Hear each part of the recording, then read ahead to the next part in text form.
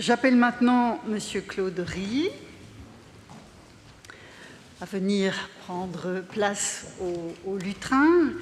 Et donc, comme cette maison, et on l'a vu avec la nomination de Champollion, enfin l'élection de Champollion au Collège de France, qui est un des exemples les majeurs finalement de l'association de cette maison à la science en train de se faire, dans le cas des écritures, des textes méroïtiques, la science est effectivement peut-être plus encore en train de se faire, puisque, comme l'a rappelé notre administrateur tout à l'heure, ces textes ne sont pas encore totalement déchiffrés.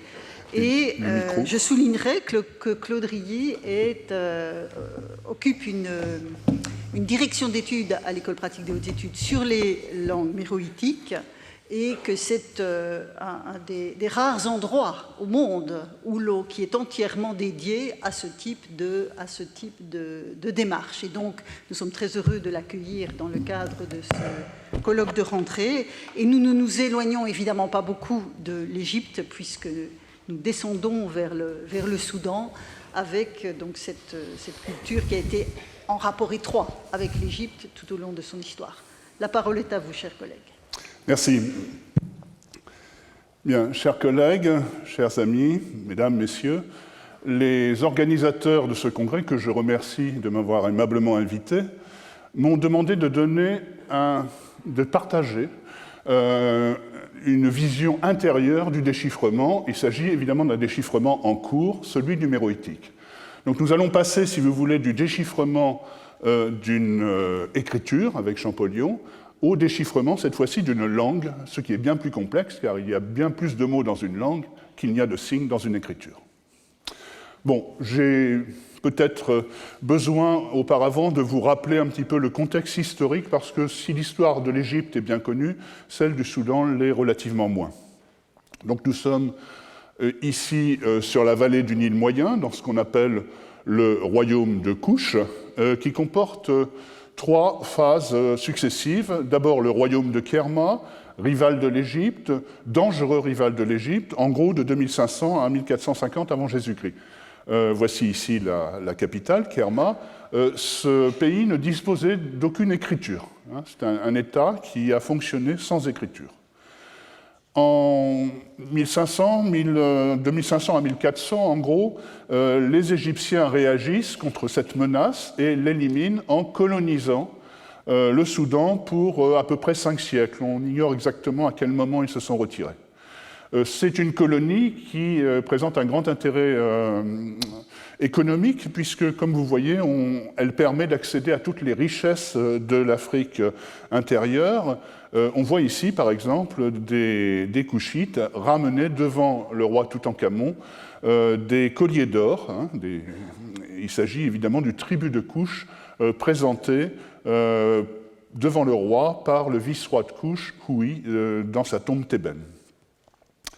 Et puis, à la fin de la domination égyptienne, au pied du Djebel Barkal, cette montagne sacrée, majestueuse que vous voyez ici, se crée une petite principauté qui va prendre de plus en plus d'importance et qui va finir par envahir l'Égypte elle-même. C'est ce qu'on appelle la période des pharaons noirs. Et tout cela correspond au royaume de Napata, disons élargi, en gros de 900 à 270 avant Jésus-Christ. Vous avez, beaucoup d'entre vous, j'espère, vu cette exposition « Pharaon des deux terres » qui a eu lieu au Louvre récemment et qui montre justement les œuvres de ce royaume de Napata. La capitale administrative durant le royaume de Napata est déplacée à Méroé, mais ce n'est qu'en 270 avant Jésus-Christ que les nécropoles royales se déplacent aussi. Et nous sommes donc à 300 km au sud, ici, jusqu'à peu près 330 après Jésus-Christ. Voici la nécropole royale où ont été enterrés une quarantaine de rois et de reines régnantes. Alors ce royaume de Méroé, donc, correspond à une évolution de l'État couchite vers le sud, en fait. Une dynastie issue du sud prend le pouvoir et ça va entraîner un certain nombre de modifications dans la culture napatéenne. Tout d'abord, les femmes vont commencer à exercer une influence politique bien plus considérable. Ce sont les fameuses Candaces, c'est-à-dire ces reines-mères qui règnent en même temps que leurs fils et qui apparemment souvent éclipsent leur règne. La première d'entre elles, vous la voyez, c'est ici Kanarta.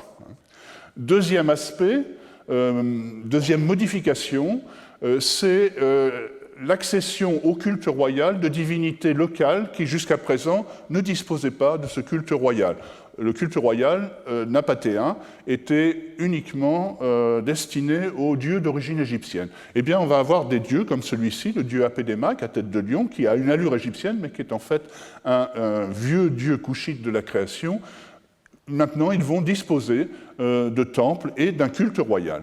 Et puis, dernière chose, les Napatéens avaient continué à utiliser l'écriture égyptienne.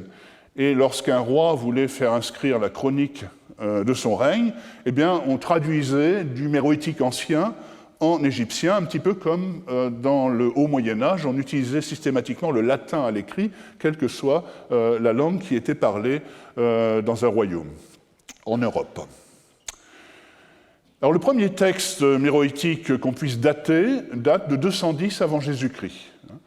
Il se trouve sur le manche d'un sistre, comme vous voyez, et donc nous donne le nom d'un roi, Arnéchamani, qui a régné à peu près 100 ans avant ce qu'on croyait être la date de l'apparition de l'alphabet syllabaire méroïtique. Donc c'est quelque chose qui est relativement récent. On a pu remonter, si vous voulez, d'une centaine d'années, l'apparition de cette écriture. Un petit peu plus tard, vers 170 avant Jésus-Christ, apparaît une seconde écriture, mais qui est en fait qui suit les mêmes règles, le même système que la première. On pourrait comparer, si vous voulez, avec nos capitales et nos minuscules. Ce sont deux façons d'écrire les mêmes lettres. La seule différence, c'est que cela permet d'avoir des hiéroglyphes qui vont totalement remplacer dans les temples les hiéroglyphes égyptiens avec la valeur magique qui est attribuée aux hiéroglyphes. C'est donc une écriture qui sera en revanche réservée aux rois et au culte divin, contrairement à l'Égypte où les particuliers peuvent l'utiliser. Le dernier texte méroïtique est en fait le jumeau du dernier texte démotique qui vous a été présenté tout à l'heure. Il a été réalisé par la même personne, un prêtre d'Isis méroïte, et il est écrit en méroïtique alors que l'autre est écrit en égyptien, à peu près au même endroit, et doit dater à peu près de la même époque. Celui-ci n'est pas daté, mais en revanche, le texte démotique l'était, ce qui nous permet de savoir qu'on a jusqu'au milieu du 5e siècle continué à utiliser l'écriture méroïtique. Alors, l'écriture est déchiffrée depuis une centaine d'années. Elle a même été un petit peu plus grâce à ce savant, Francis Llewellyn Griffiths, qui est un génie de l'égyptologie britannique, puisqu'il a également déchiffré l'hiératique anormale et fait faire de gros progrès à l'étude du démotique.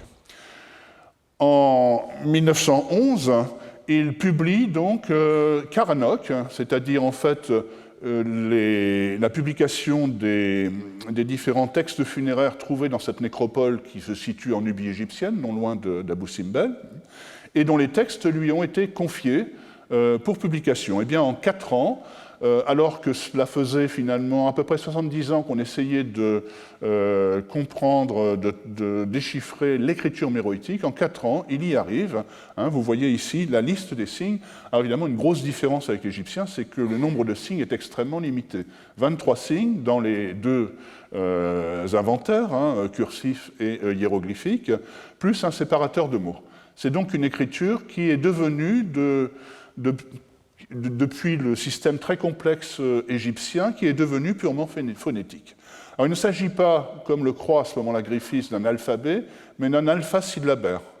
C'est-à-dire que cela écrit des syllabes un petit peu à la manière des alpha-syllabaires indiens, par exemple, comme la Brahmi, la Devanagari.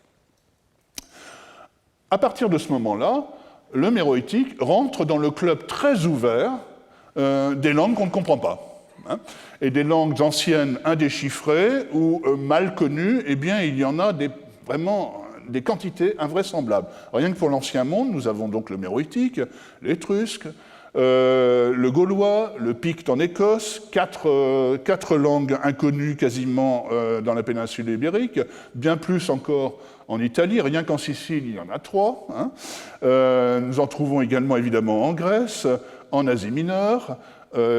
On a déchiffré le linéaire B, mais le linéaire A ne l'est pas encore vraiment, surtout la langue qu'il inclut, c'est-à-dire le minoen. Et puis on peut continuer comme ça, jusque des langues un peu mieux connues, comme l'élamites, mais qui restent encore en partie à comprendre entièrement. Alors Griffiths ne s'est pas contenté de déchiffrer l'écriture, il a commencé à pénétrer à l'intérieur de la langue. Alors vous avez ici une page de sa 3e monographie en 1 an, entre 1911 et 1912, les Meroitic Inscriptions. Et donc dans le tome 2, il donne un index qui est une sorte de premier lexique méroïtique. Comme vous voyez, beaucoup de mots sont inconnus, et nous sommes sur une page où il y en a peu par rapport à d'autres. Beaucoup de noms propres, ce qui évidemment n'aide pas forcément à la compréhension de la langue. Et puis, heureusement, quelques emprunts à l'égyptien, comme par exemple le mot pour prêtre, annata, ou le mot pour messager, upute.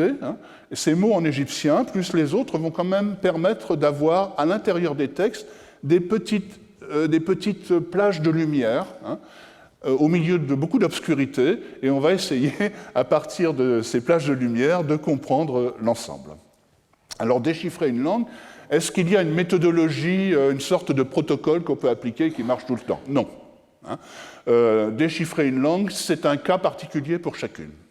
Et on peut donner quelques recettes, vraiment, je ne peux pas utiliser un autre terme, quelques recettes très très générales, mais guère plus. Alors évidemment, le Graal du déchiffreur de langue, c'est le texte bilingue. Mais en fait, comme nous l'avons dit précédemment, généralement, ce n'est pas aussi simple, parce que les textes sont rarement vraiment bilingues et que ça conduit très souvent à plus d'erreurs que de vérité.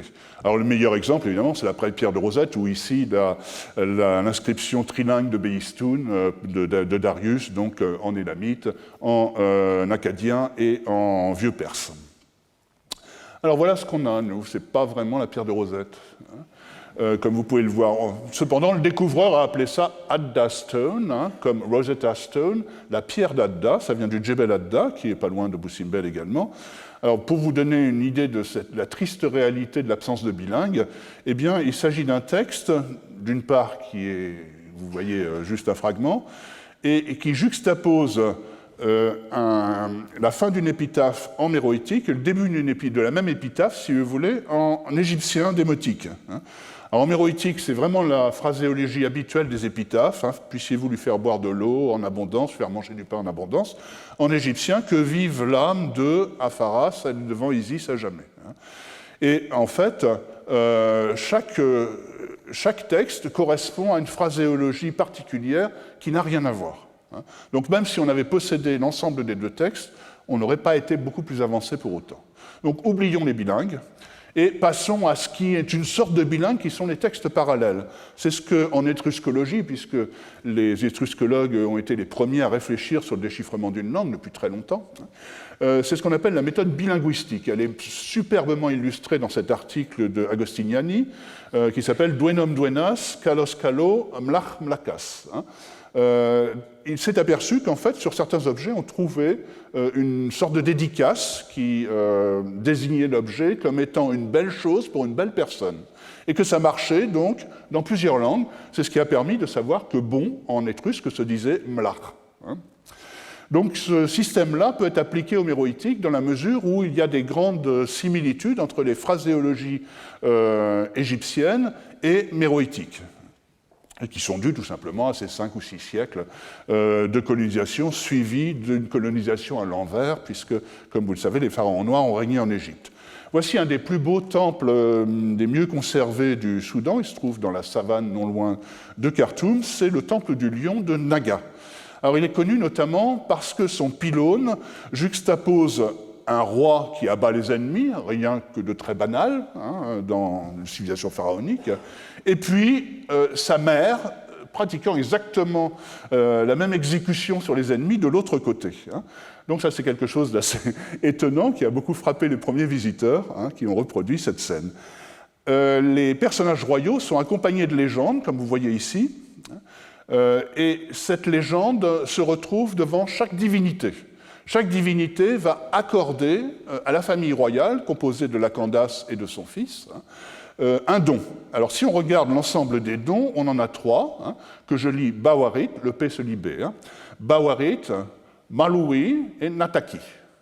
Or, en Égypte, ce qu'on appelle le logis du souverain consiste à ajouter après son nom, ici une mention de souverain, les 3 mots correspondant, en gros, parce qu'il y a quelques divergences chez les égyptologues, à la vie, prospérité, force. Bon, ça pourrait être aussi un verbe, qu'il vive, qu'il soit prospère, qu'il soit fort. Donc on peut penser que ces trois dons divins sont les 3 dons divins du méroïtique. En fait, Bawarit est cité extrêmement souvent et dans une des citations, il est suivi du petit signe de la vie égyptien. Donc c'est la vie.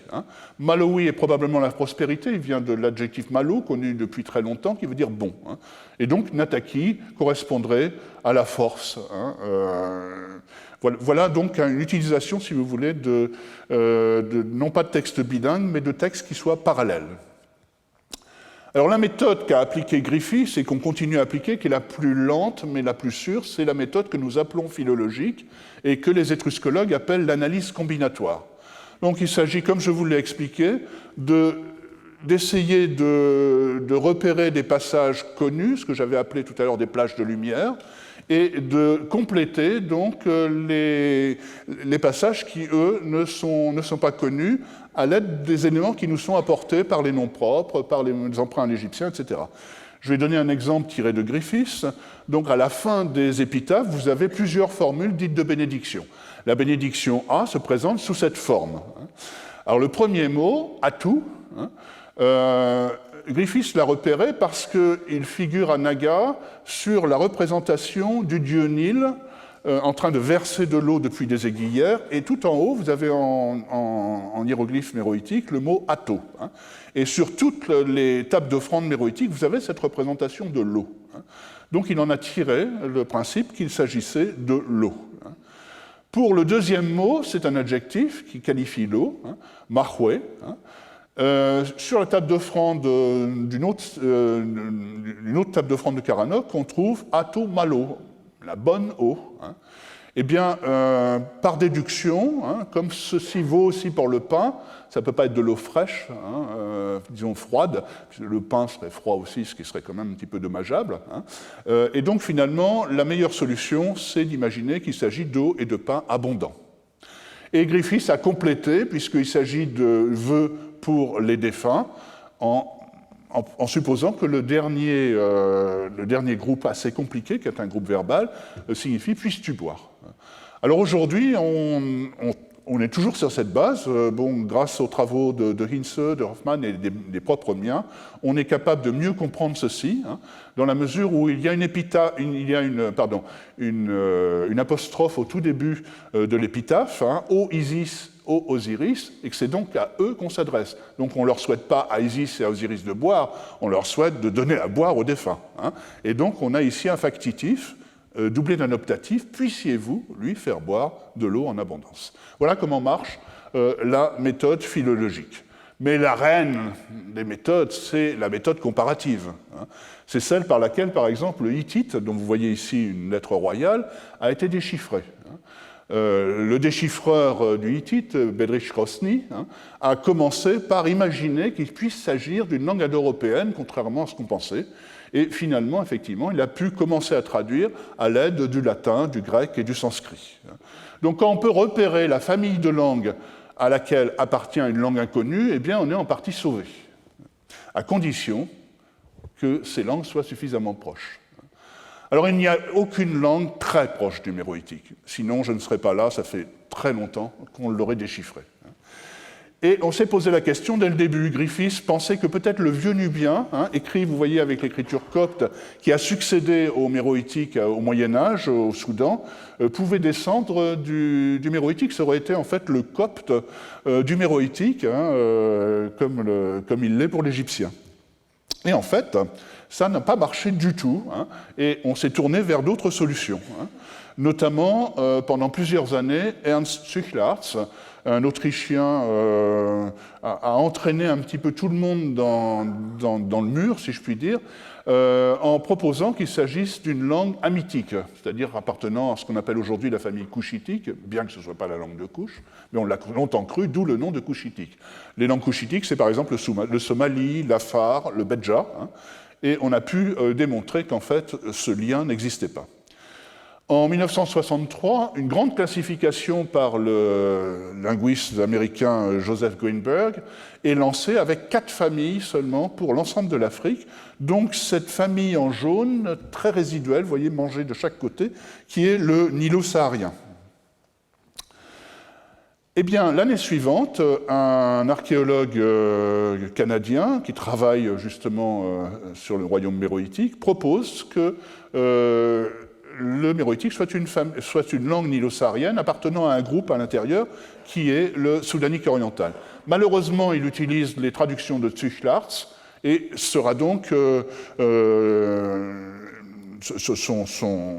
son article ne sera donc pas considéré comme scientifiquement valable et il faudra attendre assez longtemps, 40 ans, pour que, à la suite de ces travaux et grâce aux améliorations à la fois de la compréhension du méroïtique et des descriptions des langues de l'Afrique de l'Est, j'arrive à prouver que Trigger avait raison. Donc ceci, je l'ai fait dans deux ouvrages parus en 2010 et en 2012, comme vous voyez ici. Donc le nilo-saharien comprend un grand groupe qui est le soudanique oriental. Le soudanique oriental, par exemple, les langues nilotiques actuelles, le dinka, le maasai et tout ça appartiennent à cette famille. Donc il comprend un rameau qui est le soudanique oriental nord, dont la langue la plus connue, c'est une famille de langues, est le nubien. Le nubien est assez proche du méroïtique, sans en être la descendance. Également proche du méroïtique est le nara, qu'on appelait autrefois baria, qui est une petite langue parlée en Érythrée. Et 2 autres groupes de langues parlés dans le Darfour et au Tchad, le taman et le nima parlé dans les monts Nouba au Soudan, complètent cette famille. Alors voilà un petit exemple vraiment très rapide de correspondance lexicale entre le méroïtique et le nara, donc langue d'Érythrée qui est assez proche. La sœur en méroïtique se dit kadit et en nara se dit kadé. Le verbe abattre, abattre, massacrer, c'est keda en méroïtique et abattre est kad en nara. Enfin, le nom du créateur dont nous avons parlé tout à l'heure, qui est Apede Maka, prononcé Abede Maka, le dieu Maka Abede, eh bien, ce nom de Abede se trouve aujourd'hui utilisé par les Nara, qui n'utilisent pas le terme Allah, bien qu'ils soient tous musulmans, mais ils utilisent le terme pour Dieu qu'ils ont dans leur langue, qui est Ebbere, et qui est de la même racine, et qui signifie à l'origine créateur. Donc vous voyez que ces correspondances sont quand même assez importantes, mais il y a aussi, alors je ne vais pas rentrer dans le détail, parce que je n'en ai guère le temps, des caractéristiques grammaticales et morphologiques. Donc pas de genre grammatical, le verbe est à la fin, on n'utilise pas des prépositions, mais des postpositions, l'adjectif est après le nom, le génitif se trouve placé avant, on a une opposition entre collectif et singulatif, on marque le pluriel du sujet ou de l'objet sur le verbe et non pas sur l'objet ou le sujet. Et l'objet direct et indirect sont marqués par un suffixe qui est G plus voyelle dans toutes ces langues. Donc vous voyez, il n'y a pas que, si vous voulez, le lexique qui établit un point commun entre ces langues. Alors je vais donner donc une expérience personnelle de déchiffrement, c'est ce qu'on m'a demandé. Déchiffrement d'un mot, je vous ai dit que c'est une patiente élucidation d'une langue. Alors voilà, quelques inscriptions méroïtiques du répertoire d'épigraphie méroïtique publié sous la direction de Jean Leclan en 2000. Donc voilà les différentes phrases qui m'intéressent. Elles ont toutes en commun d'avoir un mot qui est soit télépé, soit telapé. Donc très probablement prononcé telb. Vous savez que le P, en fait, est prononcé B. Donc ce mot est récurrent. Nous ne sommes pas capables de comprendre la première de ces inscriptions. Un petit mot par-ci, par-là, mais guère plus.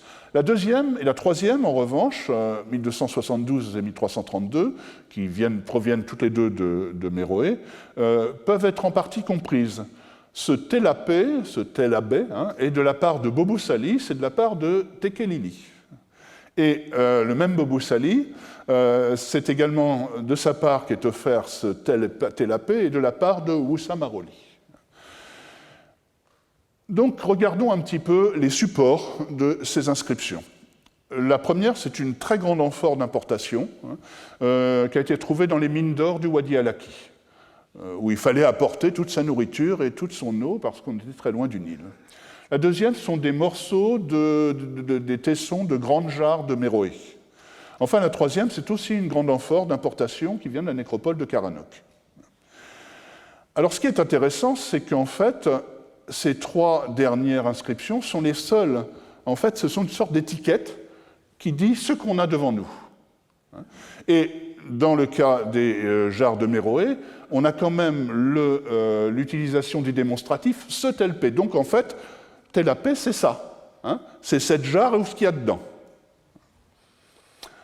Donc, soit c'est le contenant, et ça désignerait éventuellement une amphore ou un grand conteneur, ou alors c'est le contenu et probablement du grain ou de la bière, parce que c'est apparemment assez courant. En amphore, on peut déjà le retirer, parce que c'est des amphores qui viennent du monde méditerranéen, mais qui sont réutilisés comme conteneurs. Et puis, donc, se pose la question du contenu. Est-ce que c'est du grain? Est-ce que c'est de la bière? Alors, observons maintenant, on va chercher notre juge de paix dans les langues apparentées, les mots pour désigner la bière de mille. Et vous voyez qu'en nubien, nara, rien ne correspond. Même à l'intérieur du nubien, on ne peut rien reconstruire. En revanche, la graine, le grain semé, eh bien, vous voyez qu'à part en nara, on a ici quelque chose qui est commun, qui se présente sous la forme terre avec un R. Or, en méroïtique, on a souvent un L, là on a un R, par exemple, en nubien. Donc, on peut en tirer une proto-soudanique orientale, une forme proto-soudanique orientale, TR, signifiant grain ou semence. Donc, est-ce que ça serait donc le grain qui serait désigné par ce telabé? Eh bien, pas si vite. En fait, il y a un deuxième élément, c'est un mot composé. Et il ne peut pas être autrement qu'un mot composé, étant donné la structure du mot.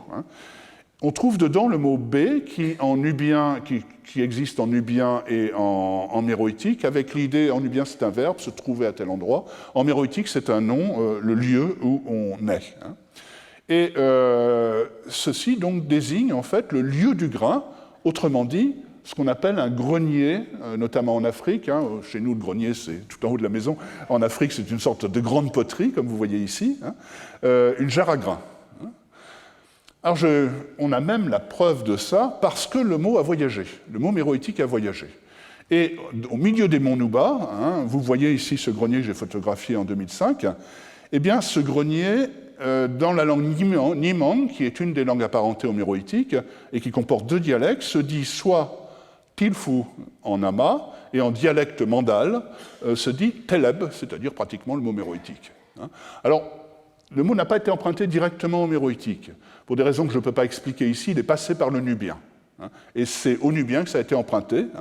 Et la structure habituelle, totalement inhabituelle de ces termes en Nyimang montre bien qu'on a affaire à des emprunts.